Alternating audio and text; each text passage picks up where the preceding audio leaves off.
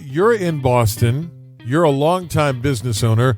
So it's the dead of winter, and it's the dead of business winter for a lot of people. Are you keeping your chin up? Are you staying positive? I am positive. Even Miss Optimism over here has had days where I can say not just WFH, but WTF. Yeah, no kidding.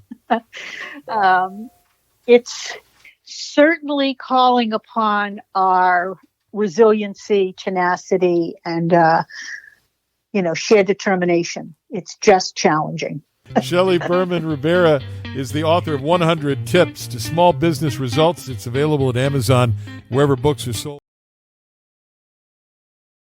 I want to rewind for a minute to your early start in business and make sure that I have this right, because it appears that the businesses you started would be really tough to maintain today. I mean, you early on ran a dance studio, very successful dance studio in the Boston area, and then we're doing sort of physical training and personal training, that sort of thing, for a long time. Those businesses that bring people together, like entertainment venues, like movie theaters, they've really got a tough way to get out of this. What's the answer there? You hear pivot all the time, but there's some businesses where you just can't pivot, right? I mean, you bring up I hadn't really looked backwards, but if I was teaching dance right now, the doors would have been shut. Sure. If I was, the personal training, I don't think I would have. I have a training studio in my home. So, I still think with a mask and one-to-one, I could have survived, other than the times where we told you just can't.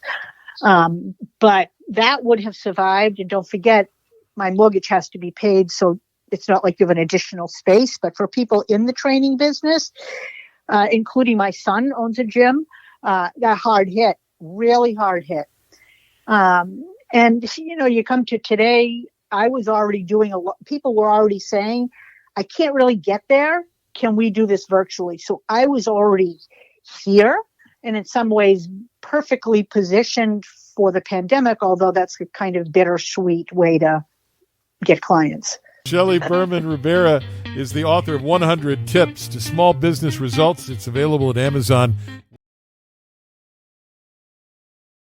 So you were a female entrepreneur and business owner in a time where there were not a whole lot of other women business owners and entrepreneurs doing that. And as you kind of look back on it now, was that a unique thing to you at the time? Did you go, wow, I'm a lady in a boys club, or did you just charge ahead and never give it much thought?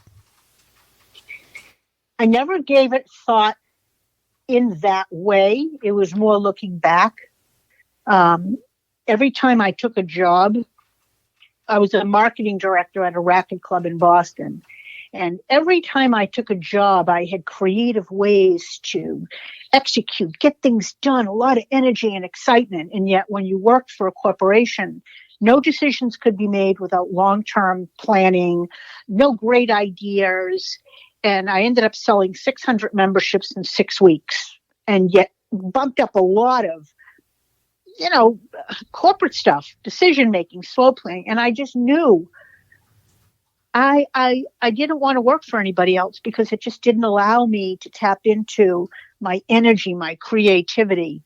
And I think that for me, I was just born this way. I don't like being told what to do. And, I think it's just more my nature. And it's really important that people think, can I do this? Because there are definitely highs and lows, and it's grueling but exhilarating all at the same time. Shelly Berman-Rubera is the author of 100 Tips to Small Business Results. It's available at Amazon, wherever books are sold.